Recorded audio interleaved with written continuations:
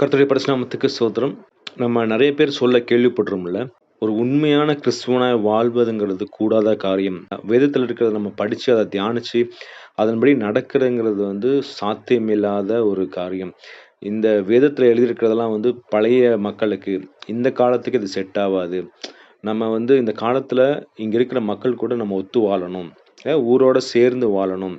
நம்மனாலலாம் பரிசுத்தமா வாழ முடியாது அப்படின்னு சொல்லி நம்ம நெறைய நேரம் என்ன பண்றோம்னா, இந்த வேதத்தை கொடுத்த தேவனையும், வேதத்தை எழுதின ஆவியானவரும், வேதத்தின்படி வாழ்ந்த இயேசு கிறிஸ்துவ நம்ம என்ன பண்ணிட்டு இருக்கோம்? மறுதலித்துக் கொண்டிருக்கிறோம். அதாவது கடவுளுக்கு தெரியும். நம்மனால சுயமா வேத வார்த்தைகளின்படி வாழ முடியாதுன்னு கண்டிப்பா கடவுளுக்கு தெரியும்.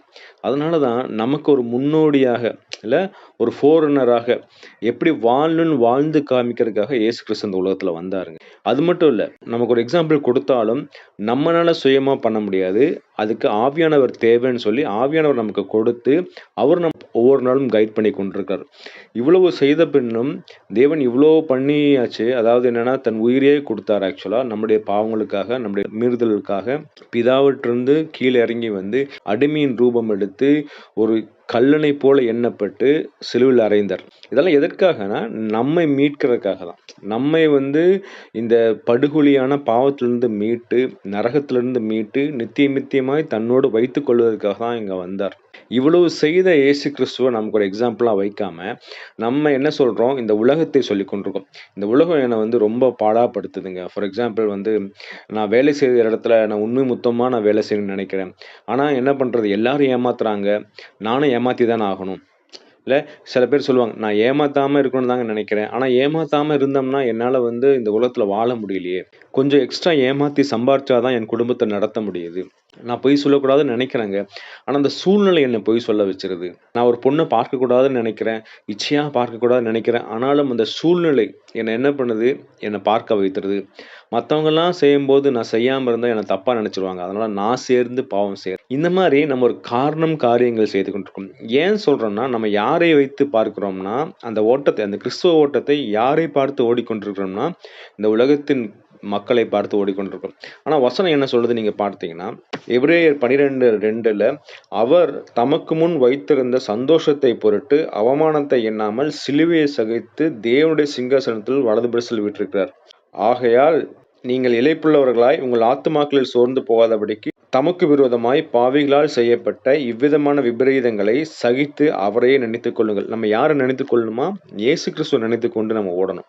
அந்த ஓட்டத்தை இயேசு கிறிஸ்துவ நினைத்து ஓடாம உலகத்தை பார்த்து ஓடணும்னா கண்டிப்பா நம்ம பாவத்துல விழுந்துருவோம். ஃபார் எக்ஸாம்பிள் ஒரு தகப்பன் இருக்கிறார். அந்த தகப்பன் தன் வேலையை கடினமான ஒரு வேலையை செஞ்சு சம்பாதிக்கிறாருன்னு வச்சுங்களேன். அந்த வேலை எதற்கு செய்யறாருன்னா, தான் சம்பாதித்து கொண்டு போற பணத்துல என் மனைவி, என் பிள்ளைகள் சாப்பிடுவாங்க. அவங்களுக்கு ஒரு வீடு கிடைக்கும். அவங்களுக்கு ஒரு படிப்பு கிடைக்கும். அவங்க சமாதானம் இருப்பாங்க. இதனால என்ன பண்றாரு? அந்த கடினமான வேலையா இருந்தாலும் அவர் சந்தோஷத்தோட செய்து வர்றார். ஏன்னா அவருடைய நோக்கம் என்ன? என் பிள்ளைகள் சந்தோஷமா இருக்கணும். என் மனைவி சந்தோஷமா இருக்கணும். அதேதான் இயேசு கிறிஸ்துவும் செஞ்சார். என்னுடைய பிள்ளைகள் பாவத்துல இருக்கிறாங்க. அதனால இந்த உலகத்துல என்னை என்ன அடிச்சாலும் சரி, என்ன கொன்னாலும் சரி, நான் பிதாவை விட்டு நான் பிரிஞ்சு வந்தாலும் சரி, இந்த உலகத்தின் மக்களை நான் பிதாவிடத்துல கொண்டு போய் சேர்க்கணுங்கிற ஒரே நோக்கத்துக்காக அவர் என்ன பண்ணாரு? இது எல்லாத்தையும் சகித்துக் கொண்டார். நம்மளும் அப்படிதாங்க இந்த உலகத்துல வாழ்ந்து கொண்டிருக்கிறோம்.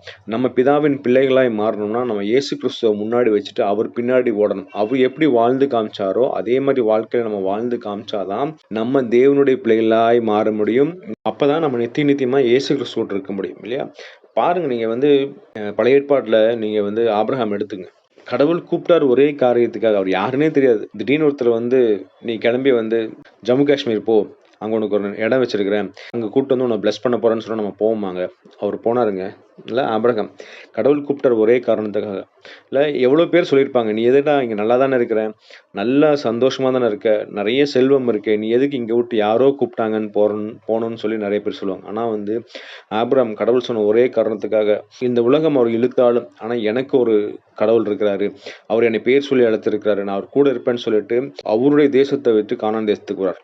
அந்த மாதிரிதான் இந்த உலகம் நம்மளை இழுத்தாலும் இந்த பாவத்தை எல்லாம் விட்டுட்டு நான் பாவத்தை செய்யறதுக்கு நான் செத்து போறேன் அந்த ஆட்டிடியூடு கூட இயேசு கிறிஸ்து அதானே பண்ணாரு. நான் பாவம் செய்ய மாட்டேன் அந்த ஆட்டிடியூட் தான். நான் பாவத்துக்காக நான் மரிக்கிறேன் அந்த ஆட்டிடியூட் நமக்கு இருந்தாதான் நான் பொய் சொல்றதை காட்டிலும் நான் செத்து போறது நல்லம். இல்ல நான் வந்து ஒருத்தவங்கள ஏமாத்துறதை விட நான் செத்து போறது நலம். அந்த ஆட்டிட்யூடோட நம்ம இயேசு கிறிஸ்துவை நோக்கி ஓடிக்கொண்டே இருந்தோம்னா, கண்டிப்பா ஒரு நேரத்துல நம்ம இயேசு கிறிஸ்து பக்கத்துல போவோங்க.